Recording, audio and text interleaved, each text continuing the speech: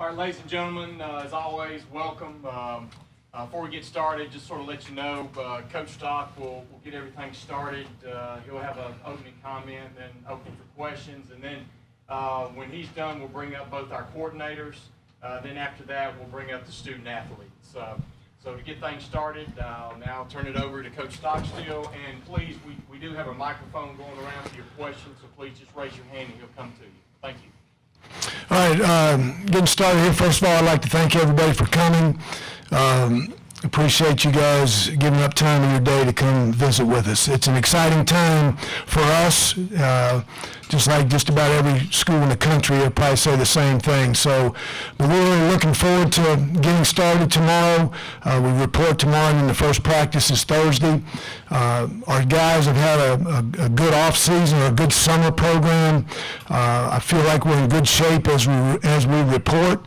And like I've said many times this summer, and I told our team just about every time last year after each spring practice how much I believed in them. And I really believe in this team. We've got some holes, obviously, that we've got to fill. There's some question marks out there that we've got to get answered here in August. But I'm really looking forward to this season getting started. So with that, I'll let you guys start finding away. Coach, this time last year you had a quarterback battle going into fall camp. Having that settled with Brent as your starter, does it put you at ease as head coach having that position set? Well, you always, as a coach, you always feel comfortable when you've got your quarterback back, or a quarterback that you really feel good about, that you've got a lot of confidence in. And I think you can say that at every level, whether you're in high school, the NFL, or in college. So it is a comforting feeling. It gives us as a staff and our players, a confidence level, because they've seen him play. They know what kind of player he is. And, so we feel good about that position going into camp. Coach, you not only lost Kevin Byard as your best player in the secondary, but also as the leader of the defense. How big of a void, or is there a large void with him leaving in those two respects? I really feel good about the leadership on the offensive side of the ball. We've got a lot of returning guys. We've got guys that have played a lot of football. So I feel good about that. That's one of the question marks that I have on defense, is not only KB, but T.T. Barber, Cavellis Luckett, Trey Wofford, Pat McNeil. We lost some really good football players, but also some really good leadership there. We've got some good leaders coming back. I think Stephen Rhodes is a good leader. I think DJ Sanders is a good leader. I think we've got some young guys that are developing into a leadership role.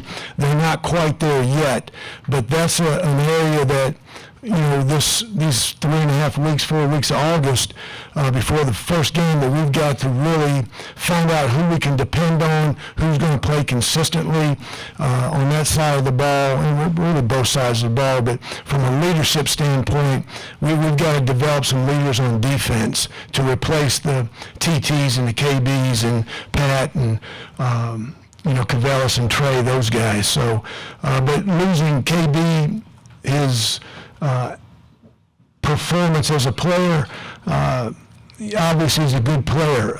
He's was the all-time leading interceptioner in the history of this school. He's third-round draft pick in the NFL. So you're not going to replace that guy in 1 year. But we've got some good players. I feel good about those guys that are going to take his spot. They just got to grow up in a hurry. Coach, you guys have some expectations this year, being picked by some to win the East. How do you deal with those expectations and not let them get in the way? Those expectations were the same last year. They may not have been the expectations of the media, but they were the expectations of that football team. And it doesn't matter to me where you're picked by the media or by anybody. You have to go out on the field. You have to go out and prove it. This team hasn't played a game yet. This team hasn't played one play yet. So we're in the process of forming our identity. And I've got a pretty good feel of it right now, but here in August we'll solidify that identity and continue to develop it. So this team, has got a long way to go. Just because somebody thinks you can, contend or win the East, that's a tremendous compliment for this team because they've earned it. There's good players on this team. They've worked their tail off. These coaches have worked their tail off. So you embrace those expectations, but you don't ever absorb it. You don't go walking around and say, hey, they think we're going to win it, so we won it. You got to go out every week, and this is an extremely competitive conference. Only having 5 home games is not going to be easy. I don't know if there's another Division I school in the country that only has 5 home games. So that's a challenge within itself there when you go on the road. And especially when you go on the road, and as much as we've got to go on the road, little things, just minute little things, are a lot of times a difference in the game. And that's all the time, home or away. But I think it's magnified a little bit more when you go on the road. So this team, we got to prove it. And but like I said, I believe in them. I like them. I'm anxious to get out there and start on Thursday, and hopefully we'll be up for this challenge. With the season that Richie had last year, is your game planning your offense? Do you have to do it around knowing how much attention he's going to garner? I think he'll get a lot of attention, and he deserves it. He's a really good football player, but in my opinion, you still got to make him stop you. And he's too good of a player. He's too athletic with the ball in his hands that we're going to get the ball to him as much as we can. And I think the development. Everybody talks about Richie in the receiver core, but I really think Terry Pettis is going to have he had a really, really good year last year, kind of coming out almost, so to speak, and 30 balls for 600 yards, and he's worked his tail off this summer, and I think he'll be better this year than he was last year. So I'm anxious to watch him. I think Demetrius Frazier is a guy that's been a solid player for us over the years, and he's had a great summer, and I think he's, ready to take that step to being a really, really dependable and a guy that you can count on. We got some young guys that haven't played much that I think will be able to contribute. So, last year Richie had Ed and Terry coming along.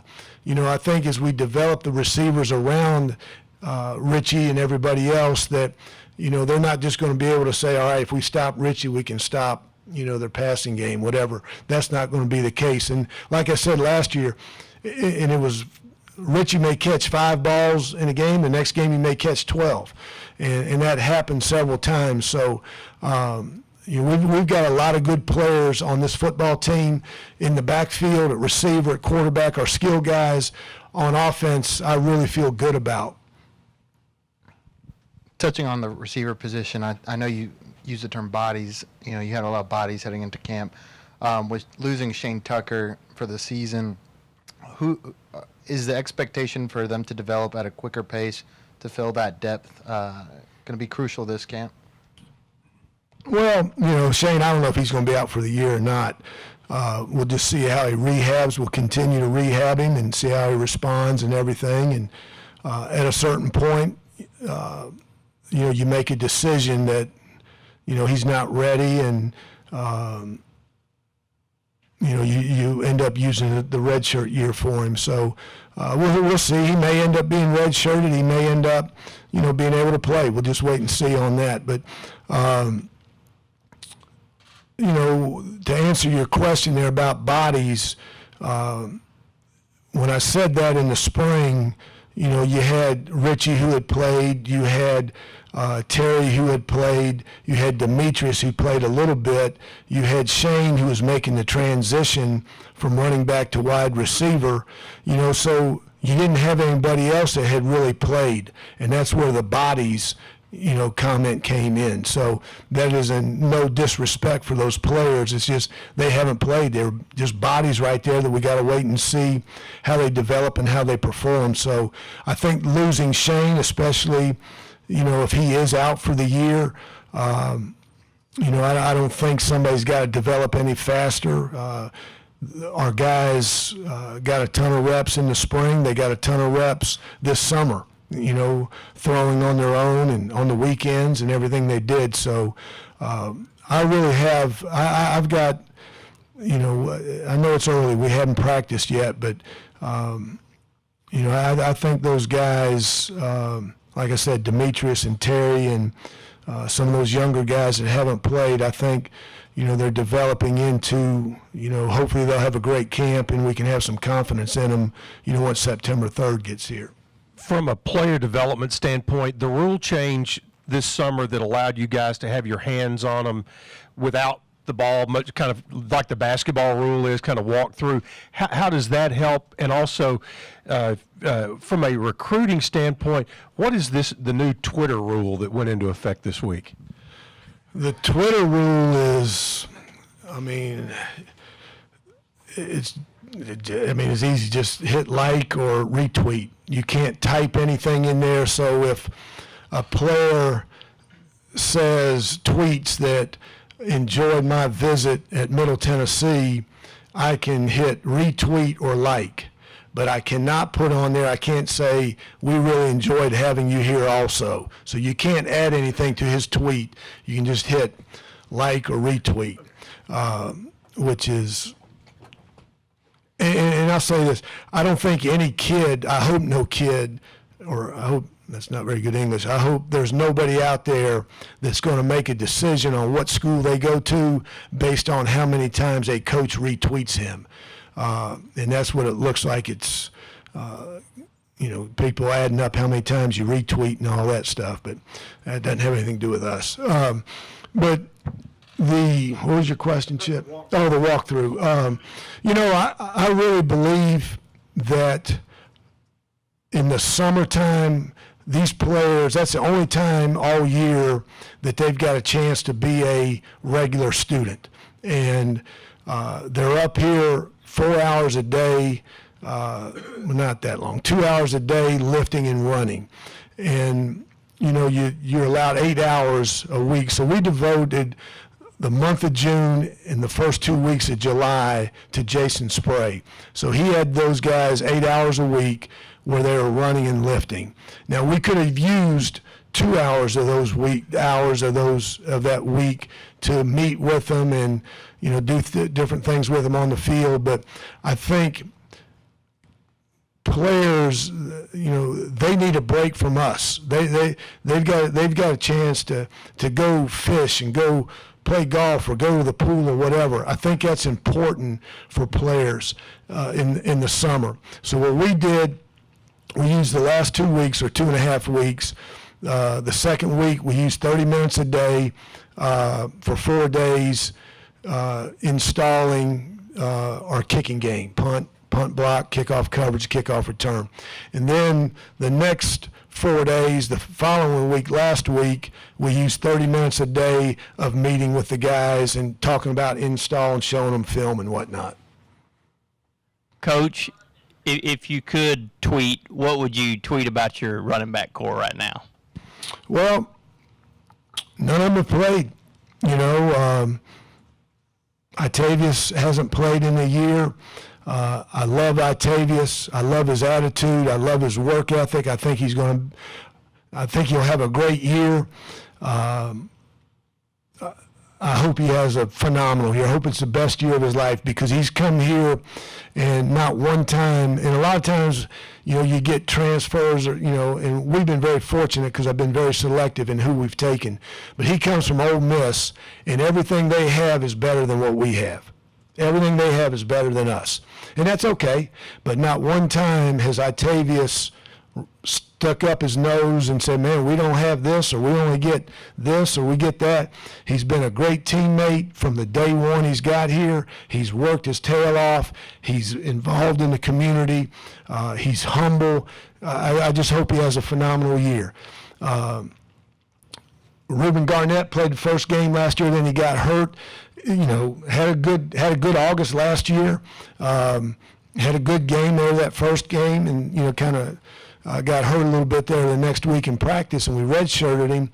Terrell West is coming off a ACL out of high school where he was limited last year. Javosky Harrod been here. He tore his ACL last year in August. So you got guys that haven't played. But I think we're faster in the backfield than we were last year. Well, I know we were faster in the backfield than we were last year. I think we'll run the ball more efficiently this year than we did last year. A lot of that is because I have a lot of confidence in our offensive line, and I think our backs, I'm excited about our backs. But like I said, none of them have played. Octavius played a little, in the SEC there for, 3 years, I guess. He got a few carries, and he didn't get any last year, and so it's kind of an unknown. But they work. They got a good attitude.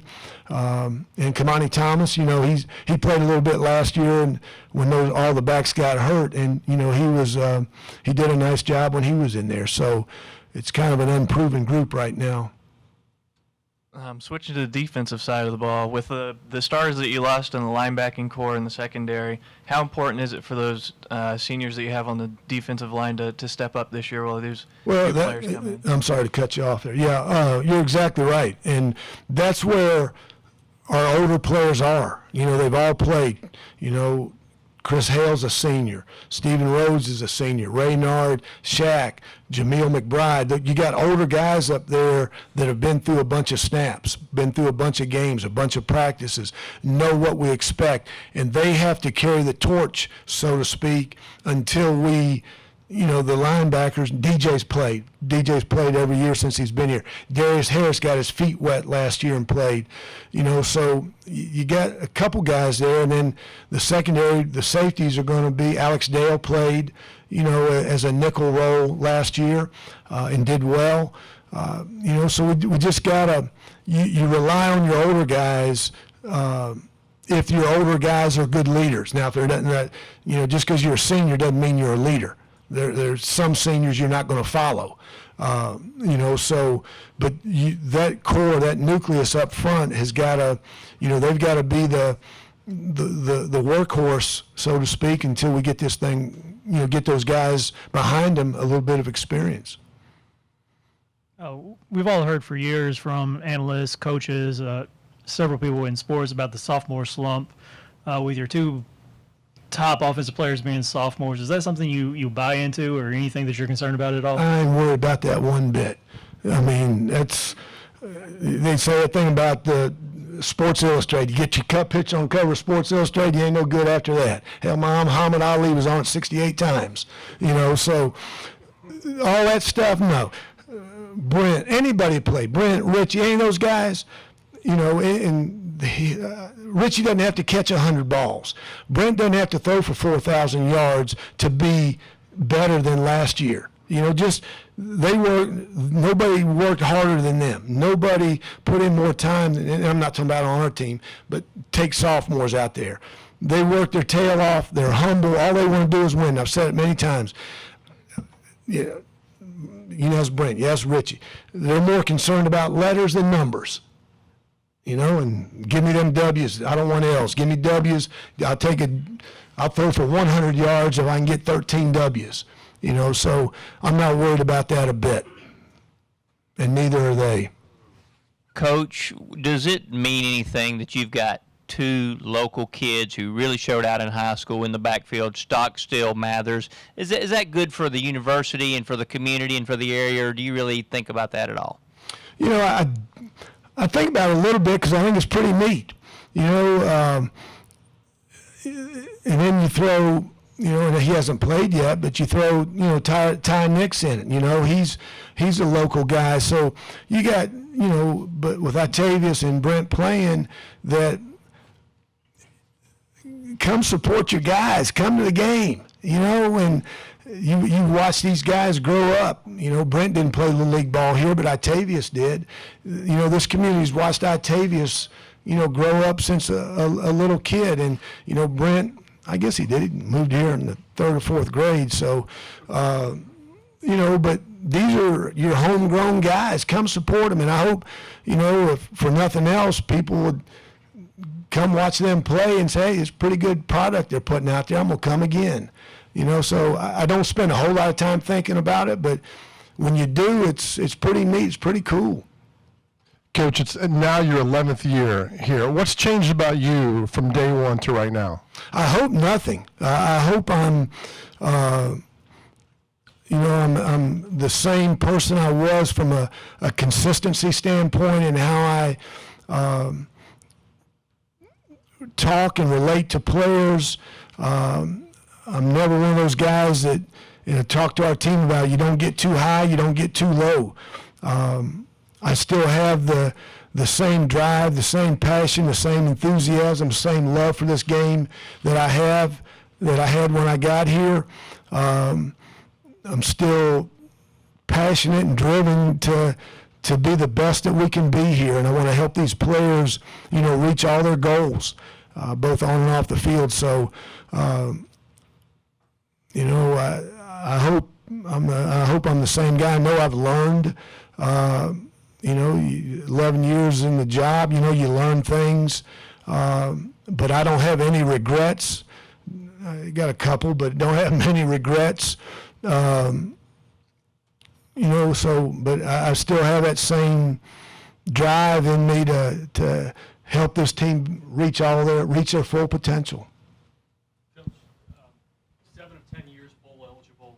You've had a nice run. Is there a next step for this program? And if there is, what is it? Yeah, you know, obviously, and I'm proud of every player that's come through here. I'm proud of and appreciative of every coach that's been through here in these 10 years. I'm proud and appreciative of our current players and our current coaches because they work their tail off and they do a great job. But yes, you want to, and I'm proud of the success we've had. But yeah, you know, the next step is, you know, winning the conference, winning a bowl game. And, you know, that's hard to do. It's not easy. And it's, you can go and you can look at teams, you know, Cody Burns last year said something that, you know, Auburn's played football for hundreds of years and I think they've won 4 conference championships. You know, so winning is hard. There's a fine line. It's hard to win, and that's why you should celebrate. And I tell our players, you celebrate every win, whether it's 7-6 or 50-0. You celebrate because of the hard work that you put in to doing that. But yes, I want to win the conference. I want to win the bowl game. Is it far-fetched to say that I want to be in one of those 4 teams in the playoffs? Yeah, it's maybe a little far-fetched, but why not believe it? Why not try to get there? You know, and who knows? I mean, they still talk about Boise and other schools like that, and why not try to do it? You know, so it's out there, so let's try to go get it. So, but yeah, we can still accomplish a lot more.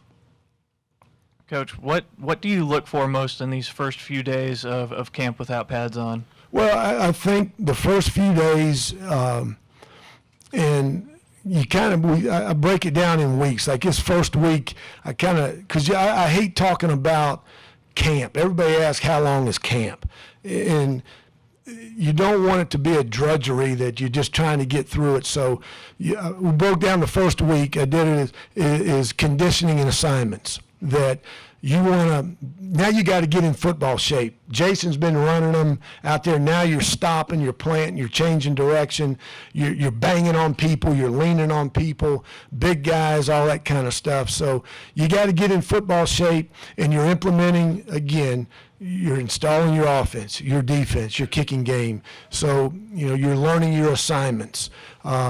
You know, so that first week there and the first 2 days are in shorts, and the next 2 are in shorts and shoulder pads. So we'll try to, and then just, you know, they're going to mess up, but just the effort. I talk about effort all the time. Effort's more important than talent. You know, that if you'll play hard, if you'll give phenomenal effort, you know, you may only be able to run 4.8, but if you'll give phenomenal effort, then you'll be better than that 4.4 guy. Coach, you talk about the offensive line and how they're one of the more experienced groups. I think you returned 4 starters this year. Can you tell me how deep that position is? Because I know you guys dealt with injuries last year all over the line throughout the season, and what your thoughts are on the offensive line. Well, you know, we got some older guys up there.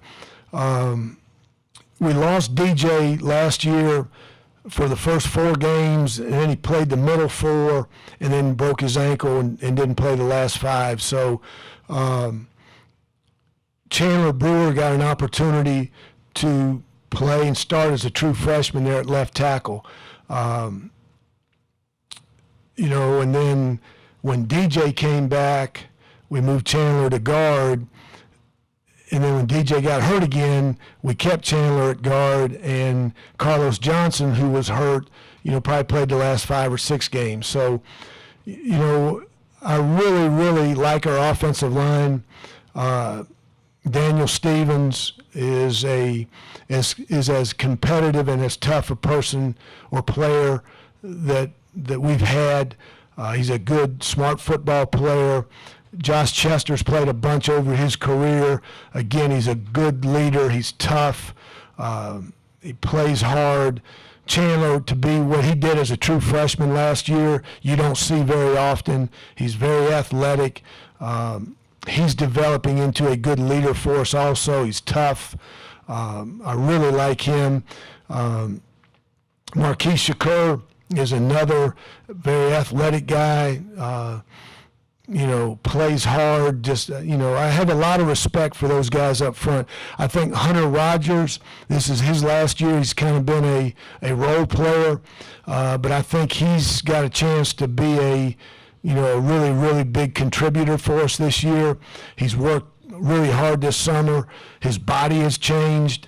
You know, so I'm excited about him. And then Carlos is just, you know, he's got to develop. He's got to be more consistent. But last year was the first year he played, you know, and he got in whatever it was, 6 or 7 games that he played. So he got a taste of it. We got some guys behind him, you know, Connor Trent. You know, I hope I'm not leaving people out, but we got to develop a little bit of depth. There, but our first 6 guys, 7 guys, I really like. You know, they're kind of like, you know, the defensive front on the guys on defense are older on defense. We're older up front, even though we've got 2 sophomores in there with Chandler and Carlos.